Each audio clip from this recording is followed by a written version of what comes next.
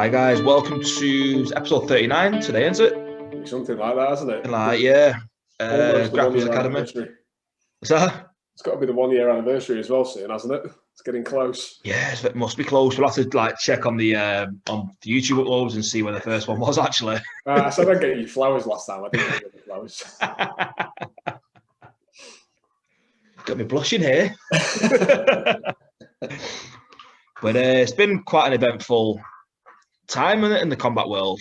Before we sort of get onto the UFC and whatnot, the big elephant in the room for grappling at the moment has been Gabi Garcia versus Craig Jones, which was supposed to be streamed on Facebook, then turned to a press conference, and then they blamed the Chinese audience for not being able to tune in, for then delaying it even further.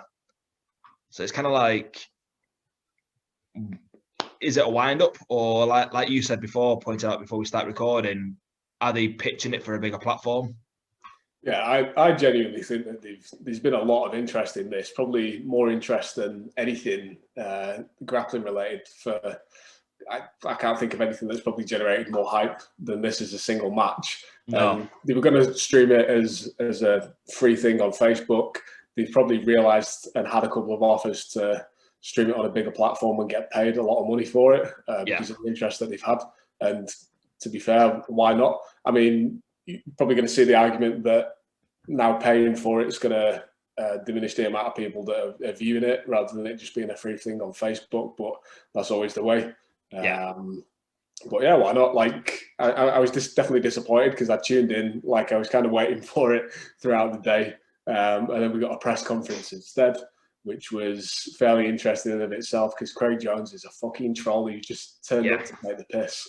Did you watch it? What character did he turn up as? Was it as the American Office, or was it the other one that the little YouTube guy that when they remixed his song, the remix his news interview? I think that's the guy that you're going on about, where they were doing a news interview where they were because that's what he looked like to me. And I remember posting a meme up on like making a meme on my stories and posting it, and it was about the guy who's being interviewed about some rapist was breaking in to people's houses, and the guy comes out and he's like, "How'd your daughter? How'd your wife? How'd your husband?" Craig Jones is out here taking legs. See, that's what I thought it was. And then somebody else sent the Steve Carell in The Office in America, the American Office, and had a very similar outfit. And I was like, okay, has he sort of managed to merge the two, or? I've never watched the American version of The Office. No, same. Definitely watched the English version of it, but yeah, I mean, he's a funny guy. Like, yeah. The most thing I want out of all of this, though, to be honest, is aside from seeing this match, which is going to be incredible, I need to see Ashton Kutcher on the undercard. There you go. I brought it up for the day. I genuinely want Ashton Kutcher to fight CM Punk. No, I was thinking about this the other day. Because it'd be blue belt versus blue belt then. I mean, it was on Joe Rogan's podcast, and I reckon this would be a really good fight because I don't know how good she is at jiu-jitsu, but Demi Lovato actually trains jiu-jitsu. So I want to see celebrity jiu-jitsu match between brown belt Ashton Kutcher, who looks like he knows fuck all, versus Demi Lovato, who I've never seen roll, but sounds like she knows how to roll. And it's kind of on theme with the main event. Do you know what? I've not even thought about that. Yes. Do they create a belt like the UFC did with the BMF belt? Do they sort of like the IG World Champion, like Intergender World Champion? That's what they're talking about, isn't it?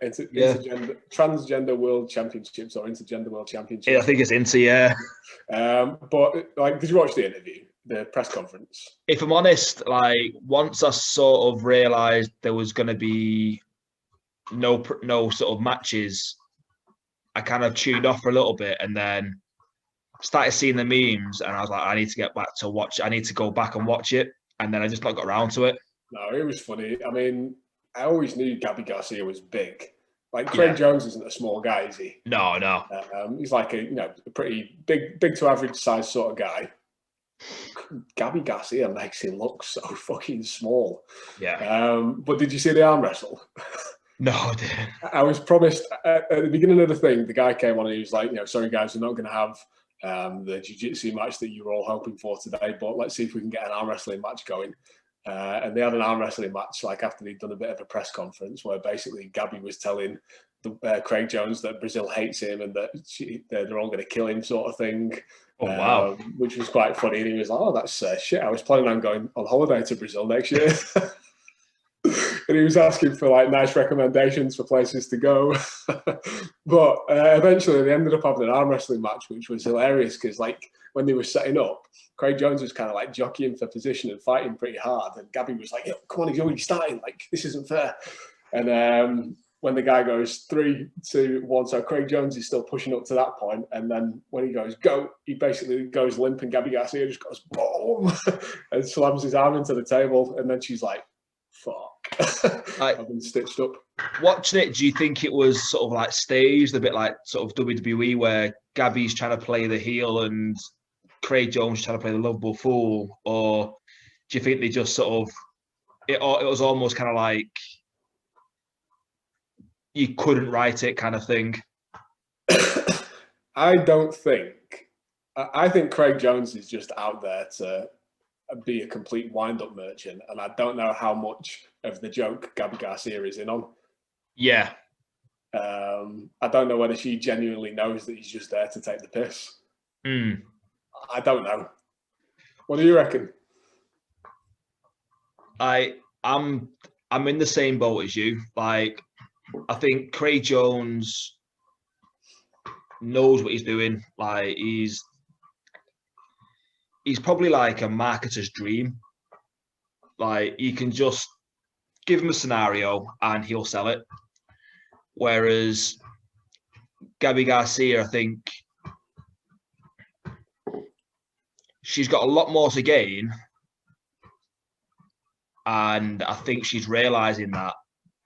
And she's taking it really seriously. There's another funny thing as well, the picture that got posted up on either Craig Jones' story or some other people had posted it, but he was stood next to all of Gabi's ADCC gold medals, like just basically with a tear in his eye. He's like, must be nice.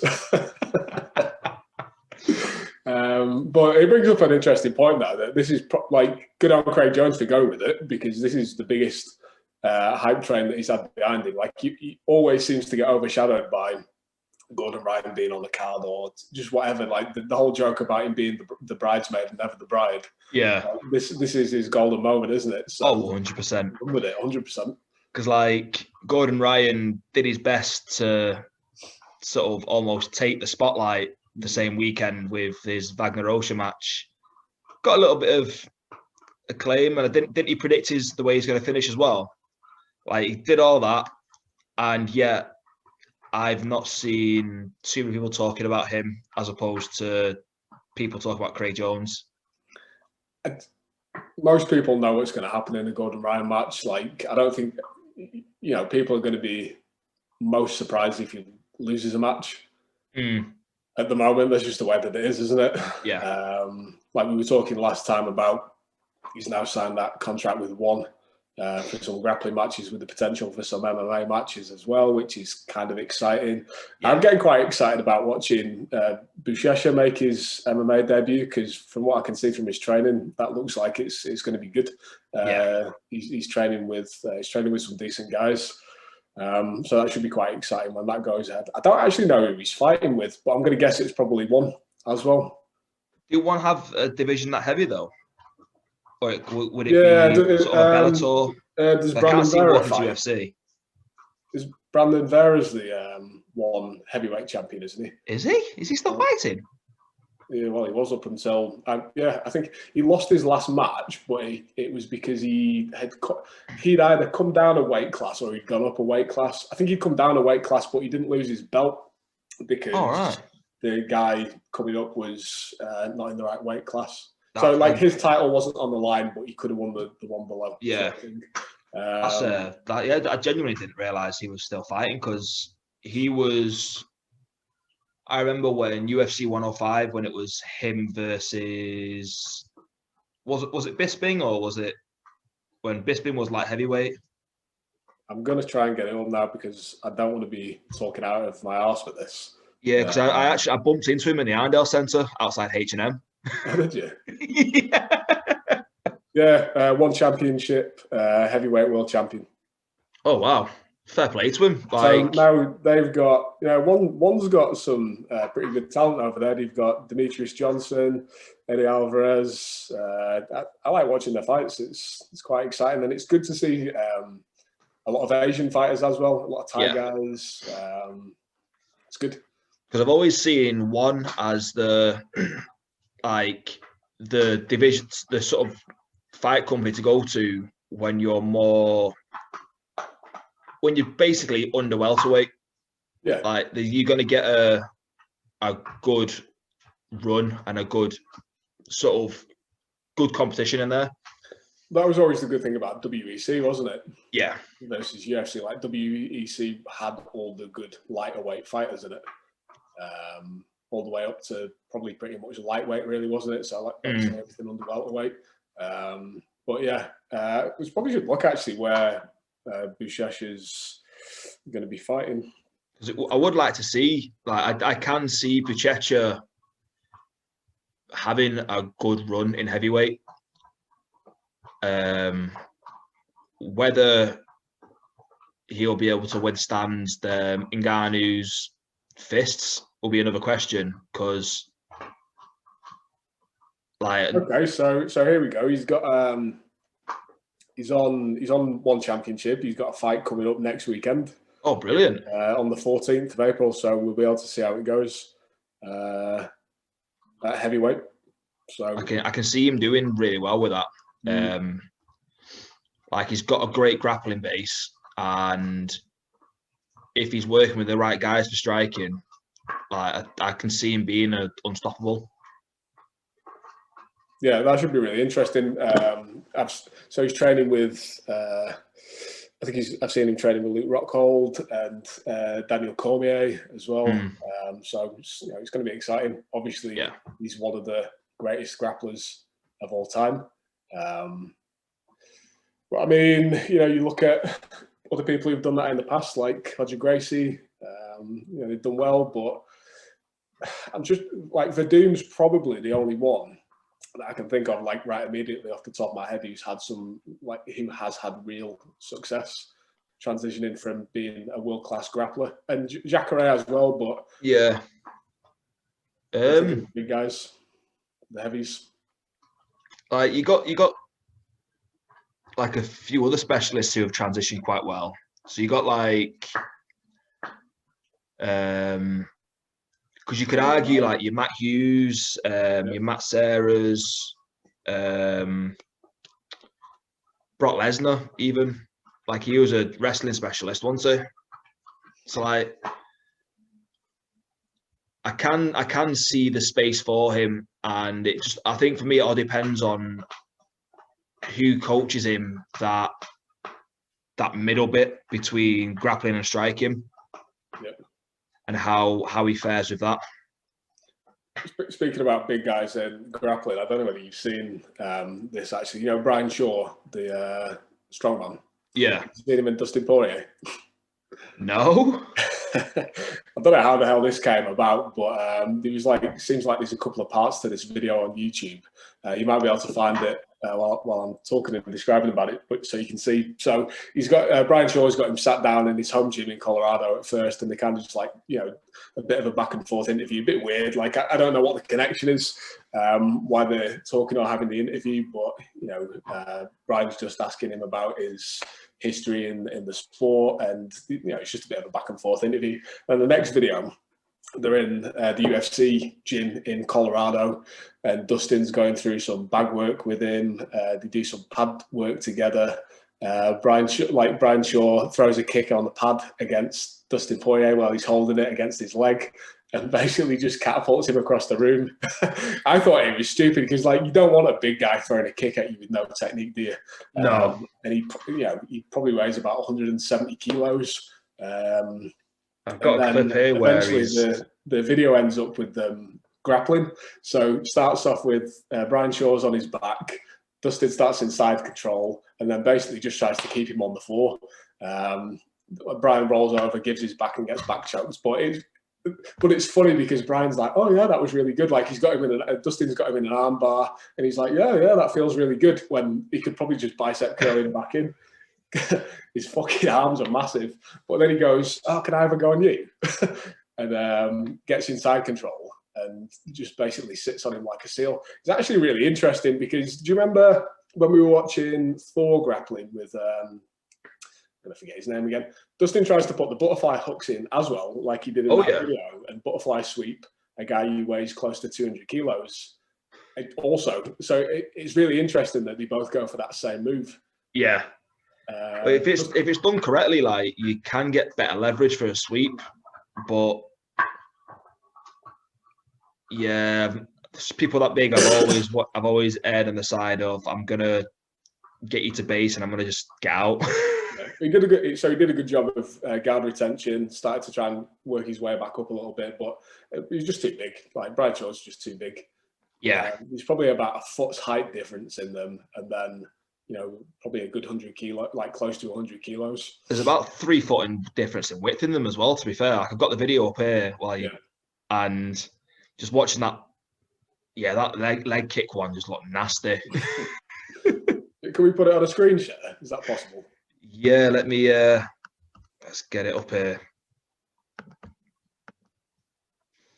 So for those who are just listening, if you put into YouTube Brian Shaw versus Dustin Poirier,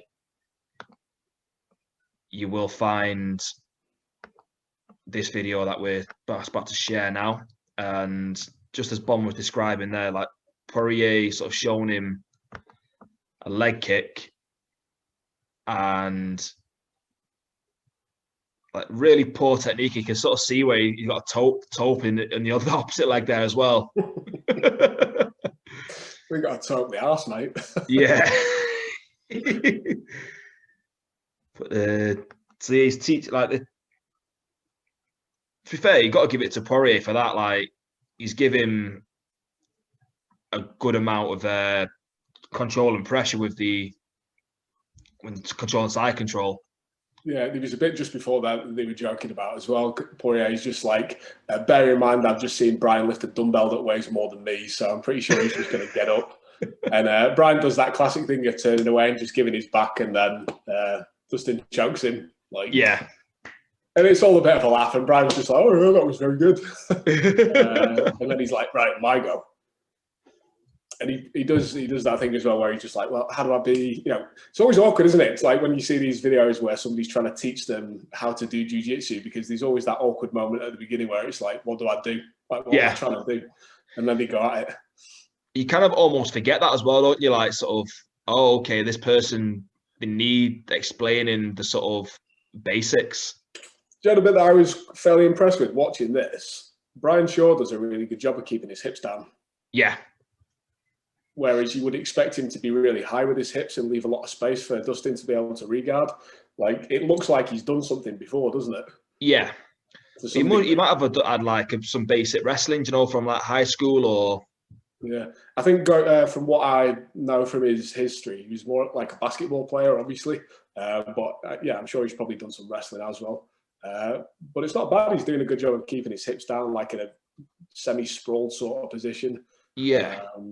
And all credit to Dustin as well. Actually, he's doing a pretty good job of moving. Like, we all know what it's like to be under somebody who's a lot heavier, but it's extremely rare that you're going to be under somebody who's 100 kilos heavier than you. Oh, of course. And like, I'm just picturing there where he's like giving him the crossface, like the old shoulder of doom. Dustin actually does just say here, like, he taps to the weight. He's just like, the weight's too much. Yeah. Which is a fair point. I bet it's like getting fucking dogpiled by 5 dudes. Tell you what, I don't miss those days from high school when sort of like, when someone's like, pylon! And you end up at the bottom of the pile. Yeah. And look who's here. I know. She can get up onto the sofa on her own now as well. Yes. team mascot. But no, yeah, I like these like little celebrity YouTube kind of crossovers. It's interesting to see. Yeah. But what else? We were going to talk about Woodley. Tyron Woodley. Yeah. Like, it is a bit of a fall from grace, really, isn't it? Like, but it wasn't such a gradual fall. It was off the edge of a cliff. It's interesting, isn't it? Because his big criticisms in his last couple of fights have been not being attacking. And then he just comes out of the gate swinging haymakers. And it kind of is working. Like, I think he even said it in a post-fight interview. He was like, it was all going perfectly until it wasn't. Yeah. And then he gets cracked. So I think, I genuinely think he's just sort of lost that desire and he's turning up for a paycheck at the moment. You've got that black belt now, mate. Black belt and quit. That's it. It's, black belt's the new blue belt.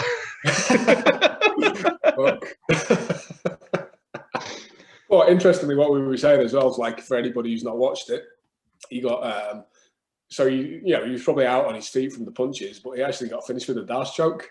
Yeah. And we were commenting that I think his last win was a technique that we've actually reviewed here on the Grapplers Academy and done a bit of a breakdown for as well, when he put Darren Till away with the Darce. Yeah. So quite interesting parallels there. Like, it sort of does tell a tale, doesn't it? Sort of almost the student becoming the master, basically. He was the champion and he reigned quite successfully and very strongly for a while. And then now all the up-and-coming contenders are outperforming him. Like, for me, I do think it's time for his team to step in and be like, is this something that you really want to keep doing? Or do you want to be, like, on the coaching side? I think he's got a lot to offer as a coach, as well as a pundit. Like, I love watching his breakdowns, and I love the discussion pieces after the events. He's great in those situations, and I can see him being a great coach and even a great mentor for up and coming fighters. Yeah. But I personally don't see where he fits in the UFC as a competitor at the moment. Yeah, it's difficult to get your traction and get your feet back underneath you after you've had a pretty big fall like that. Was he still ranked 5 or 7 or something like that before this loss? But like, going back to what you were just saying there, I think that's one thing the UFC does do well for fighters who are, active but coming up to retirement, if they've got the personality and the brains to be able to do it, offering them those TV opportunities. Like, obviously DC's done an amazing job on that. Bisping's another one as well. Dominic Cruz. He did it with Chuck Liddell originally, didn't he, as well? Did he?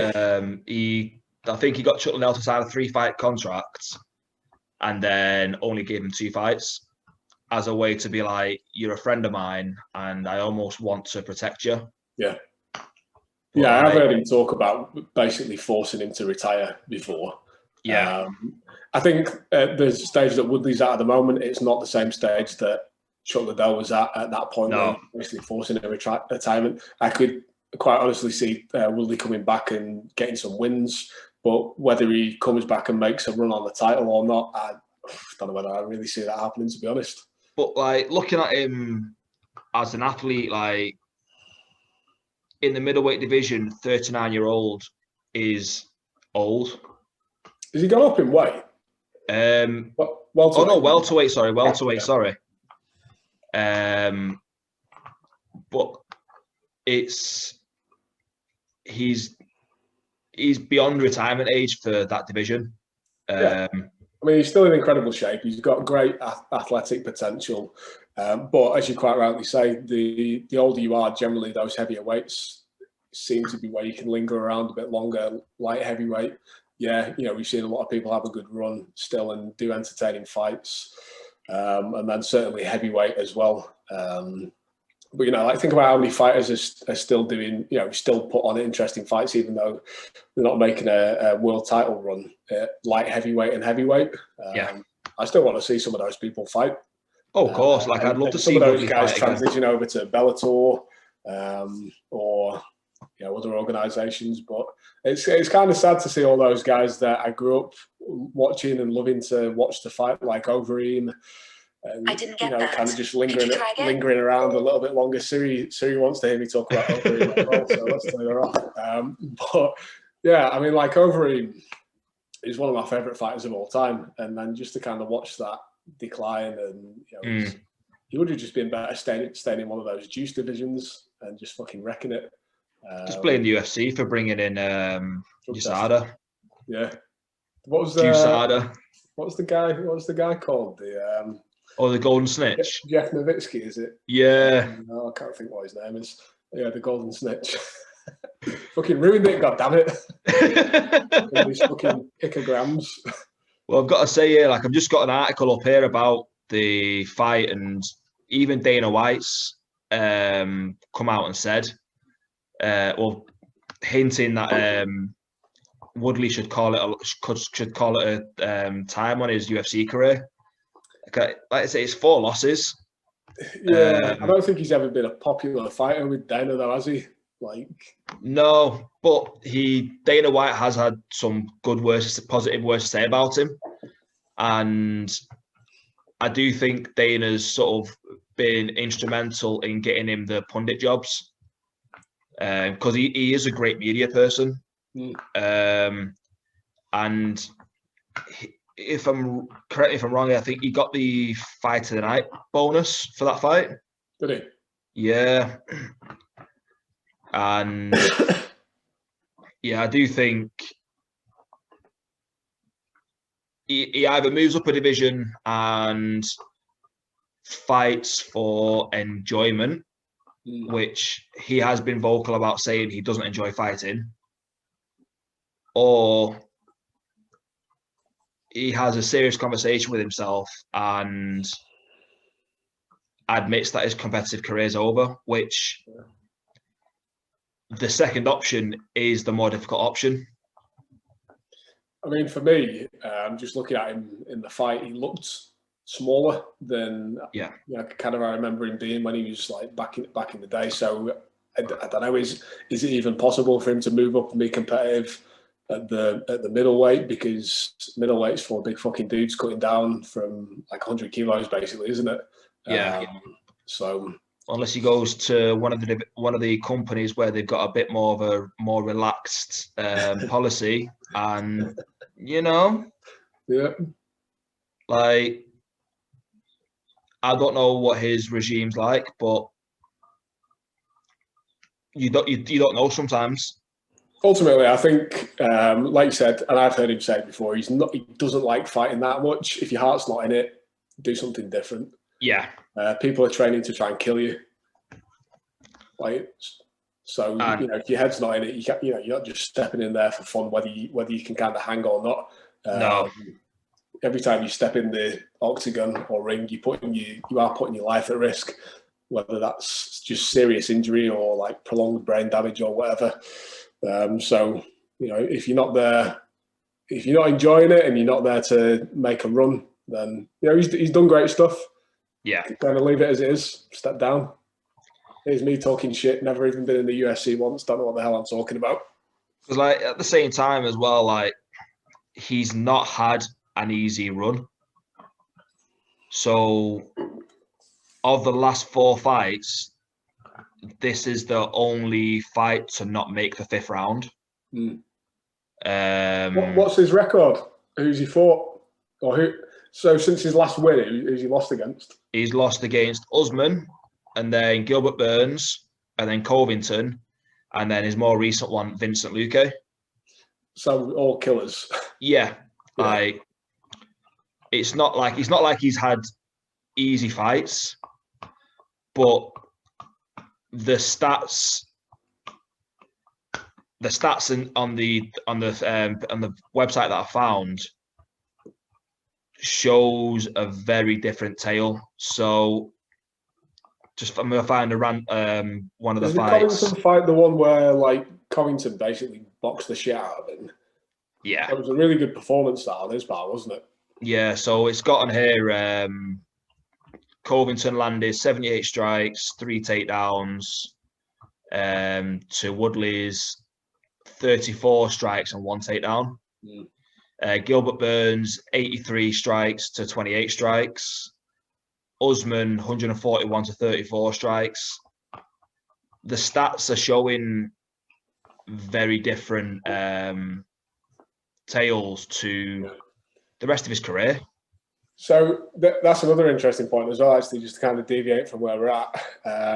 We were talking the other week about MMA guys who still do a good job in like strict jiu-jitsu tournaments, and like Lovato is one of those. We were talking about Benson Henderson and Gilbert Burns as well. But I think I saw this week, and we're going to have to fact check this to double check, but I think, isn't Gilbert Burns having a match with Lovato? Let me have a look. See, I do really like Gilbert. I do really like Lovato, but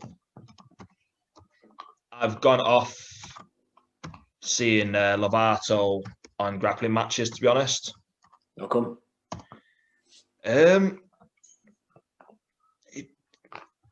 Each one that I've watched recently just doesn't interest me in the slightest. Because it's not an exciting match, or yeah, it's just not an exciting matchup for me. Yeah, like I think he's excellent, isn't he? Yeah, and that's probably part of the problem. Yeah, but no, it has been April 30th. Gilbert Burns versus Lovato. Who's number one? Like, if I'm honest, I think Gilbert Burns is going to put a pace on him that Lovato's not going to be able to match. You reckon? Yeah. See, in my head, I don't know whether Lovato wins that one. I don't know, because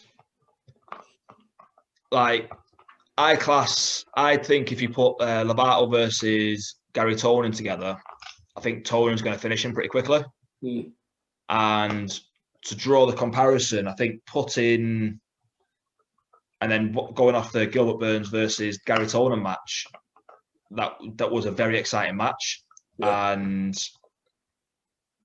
there was a good amount of attacks on both sides, whereas I just don't see that from Lovato. I could be wrong. I'm not the most educated in Lovato's matches, but I just don't see it. In my head, I just visualize it playing out in a similar analogy to what you just made, but the inverse in terms of where Craig Jones gets kind of shut down by Deniz. Like that style. That's the way I kind of picture those sort of matches going in my head. But you never know until they step on the mat. So no. But yeah, I don't know. Like, regardless, the only thing that excites me is that Burns is fighting. Like, I really enjoy watching him. He's a good athlete. I like watching him. And it's good. I want to see, because these high-level MMA guys have got good grappling, and they enjoy doing it. I want to see Donald Cerrone do more grappling matches. Like, he's a good grappler. He looks like he enjoys grappling. And they almost kind of treated it like a heavy training session, aren't they? They're not bothered about whether they go out and lose against a strict jiu-jitsu guy, because they're kind of not expecting to win necessarily, but it's a good kind of showcase and gets them under the lights in front of the crowd, like they all enjoy doing. Making appearances in the UFC. So I'd like to see the doorway open for that more. And it's good that Submission Underground are doing it, but maybe I don't think they always make the best matchups in terms of it being competitive. No, I think as well the rule set, it's too easy for some to game it. So ADCC rules, pretty much. Like ADCC in a cage would be brilliant. Make the wrestling more valuable, make the takedowns more valuable, but make it so that there has to be actually some engaging in grappling after the takedowns initiated as well, not just take down and stand up. It's not a wrestling match. No, I do think as well, like if they're going to do the sort of the shootout position at the end, you can only do it with positions that you've actually solidified. In the match? In the match, yeah. But then, say again, it does become a stalemate and nothing happens, then that's when you'd be like, okay, we're just going to draw a position out of a hat, and that's what you're going to go with. Yeah. But then say somebody's just goes defensive for the whole thing and they get the back taken, they get mounted and this, but they don't actually offensively move and get a solidified position, then why do they get the same positions available to them as somebody who's deserved them? I mean, in terms of like positions that you could do that are still dominant, but maybe might be a little bit fairer in terms of making it slightly more exciting or opening up more opportunities rather than the back, like side control or wrestler's ride positions might offer a little bit more option and balance it out a bit better. So it's not that much of an advantage, like you can just sink in a choke straight away. You've still got to work for it a little bit, but you're starting in a strong side control. I don't know. There's loads of different variations that you could do. But it's a tough one, isn't it? But yeah, I like it. I like submission underground. It's just good to see more of that sort of stuff, even though some of it's a bit of a novelty. This might be a funny point to end up on, actually. I don't know where I saw it, but it was, I think Cam might have posted it as well on one of his stories. But did you see the tag team jiu-jitsu match where the guy's getting choked out and he's walking back towards his partner to like tag him out? And the guy comes in and tries to apply a leg lock, but he applies it to his partner. I don't know where he thinks his head's at. You need to try and get the video up because that might be. I'll have to try and find that. A good little one to finish off on. I can't remember who I sent it to, but it's. I think you might have sent. I've not because I've been having troubles logging onto Instagram and Facebook this past week. Let me see if I can find it because it is. I think I might have sent it to you actually, to be honest. Yes. Oh no, you've sent me the Brian Shaw one. Right. Maybe go back up. I can't remember where I sent it. It's probably definitely not there, is it? But yeah. So, but anyway, it's funny because he's like he comes. It's on is the page Jit Sticks? I've not seen that one. No, that sounds weird. Just saying it. I don't know. I just want to send you this because it's funny. Here we go. If I send it you now, you'll be able to see it, right? I'll have a look at it. Just go on their page, and it's the second post. Let's see if I can send it you now.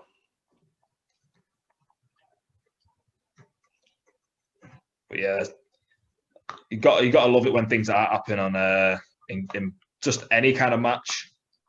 I think that might be that's on Submission Underground, isn't it? I think. There you go. Like, what is happening?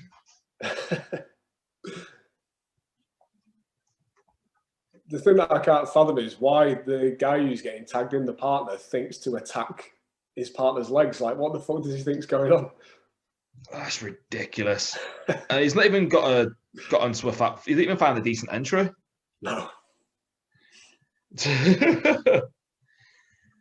But on that note, let us know what you thought of this week's episode in the comments, and let us know what you do to Brian Shaw if you're grappling against him.